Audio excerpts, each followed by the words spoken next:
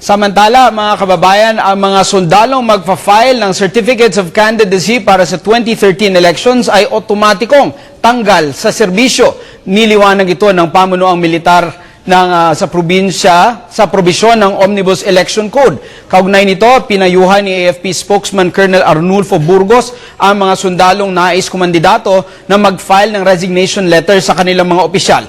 Ito'y upang makuha nila ang kabuuan ng kanilang benepisyo. Samantala, muling niliwanag ni Burgos na mananatiling non-partisan ang militar sa panahon ng eleksyon. Per Section 66, Article 9 of the Omnibus Election Code, any person holding appointed public office, including members of the Armed Forces of the Philippines, shall be considered ipso facto or deemed resigned from his office upon filing of their certificate, his or her certificate of candidacy.